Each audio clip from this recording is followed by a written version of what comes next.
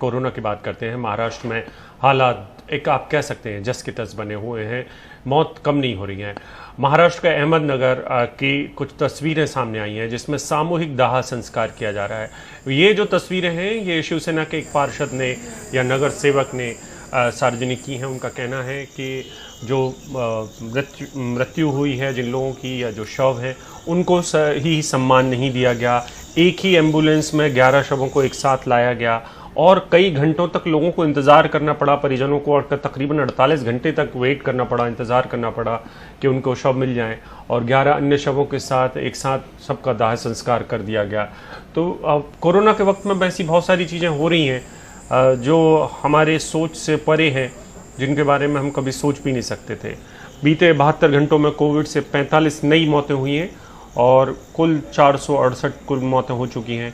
अहमदनगर नगर निगम जो है वो बीजेपी और एनसीपी एक साथ मिलकर चलाते हैं।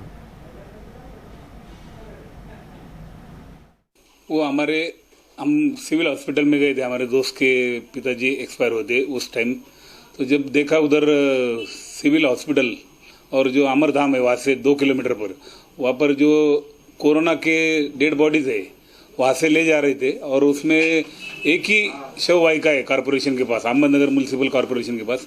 तो वो एक ही शव वाहिका में 12 डेड बॉडीज कोविड से एक्सपायर हो गए बॉडीज लेके जा रहे थे। उसमें 4 महिलाएं और 8 पुरुष थे और एक जैसे ऐसे जो रखे थे उस पर गाड़ी में, जैसे कुछ भी भेड़ बकरी की तरह रख दिए थे उन्होंने गाड़ी में और वो वहाँ से उनको जलाने के लिए लेके जा रहे थे। और जो टाइम लगता है, जो आज भी जो कंडीशन है उधर अमरधाम में, एक कोविड की बॉडी जलाने के 2-2 दिन लगते हैं, उसको वेटिंग करना पड़ता है। और इससे बात करने के लिए पूजा हमारे साथ मौजूद हैं। पूजा, ये तस्वीरें हमने देखी और इसको लेकर जो प्रतिक्रिया आई, बताया गया किस तरीके से वहां पर डेड बॉडीज को एक ही एम्बुलेंस में 11-12 डेड बॉडीज को ले जाया जा रहा है। इसके बाद क्या प्रतिक्रिया आई है, क्या वजह दी जा रही है कि ऐसा आखिर क्यों किया जा रहा है?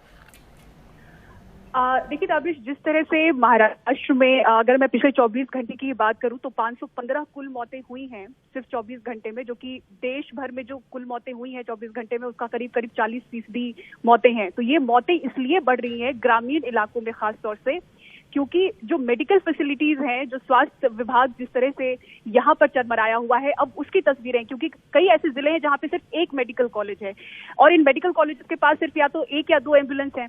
शव ले जाने वाली जो वैन है वो या सिर्फ एक है, जैसे अहमदनगर में इस वक्त दावा कहा जा रहा था कि सिर्फ एक ही वैन है जिससे शव ले जाया जाता है। इस वजह से जो बहुत सारे ऐसे परिवार हैं जो कि बॉडी क्लेम नहीं कर रहे हैं और इस वजह से बड़ी संख्या में जो बॉडीज हैं वो हर दिन, जिस तरह से क्रेमेटोरियम है जिसकी संख्या बहुत कम है, वहां पर करीब 2 दिनों से लेकर करीब 3 दिनों तक की वेटिंग चल रही है। तो वहां पर क्रेमेटोरियम और अब बन रहे हैं। तो ग्रामीण इलाकों में मामले बढ़ने के बाद मौतें इसलिए भी ज्यादा हो रही हैं क्योंकि ये तैयारियां वहां पर नहीं है। इसी के साथ ही जो लोग हैं, कहा जा रहा है डॉक्टर्स के द्वारा कि बहुत लेट रिपोर्ट कर रहे हैं क्रिटिकल स्टेज में। तो जब वो क्रिटिकल स्टेज में अस्पतालों में जाते हैं तो अस्पतालों में ऑक्सीजन की भी कमी है, तो उनको बड़ी मुश्किल से बेड मिल पाता है और वहां पर ऑक्सीजन की कमी होने के बाद अगर उनकी मौत होती है तो उनको एम्बुलेंस नहीं मिल पाता है कि शवदाह गृह में उनको ले जाया जाए। और जब वहां पर बॉडी जा रही है, बड़ी मुश्किल से पहुंच रही है। आप देख रहे होंगे पुणे की एक तस्वीर हमारे पास आई है जहां पे ठेले के जरिए ले जाया जा रहा है शव को, क्योंकि एम्बुलेंस उनको नहीं मिल रहा था। और जब वहां पर बॉडीज जा रही है तो वहां पर बहुत देर तक रखी रहती है। तो परिवारों को मनाया जाता है कि हम सामूहिक दाह संस्कार कर दें, क्योंकि या तो 3 दिनों तक आप इंतजार करिए। तो वहां पर परिवार मान जाते हैं और फिर सामूहिक, आप देखिए 25 से 30 जो शव हैं उनको एक साथ वहां पर उनका दाह संस्कार हो रहा है। तो ये चरमराई हुई व्यवस्था ग्रामीण इलाकों से भी आ रही है।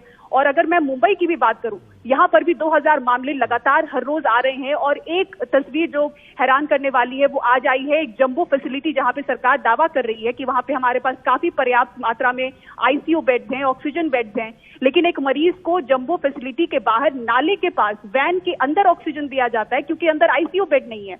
हालांकि बीएमसी व्यवस्था करके दूसरी जगह उनको भर्ती कराती है, लेकिन 3 घंटे तक वो जो महिला है वो जंबो फैसिलिटी के बाहर रहती है नाले के पास और उनको ऑक्सीजन वहां पर दिया जा रहा है। तो ये एक बार फिर से वही हलचलें जो मई जून में हम देख रहे थे महाराष्ट्र में, मुंबई में, वही तमाम इलाकों से फिर से आने लगी हैं। ताबिश।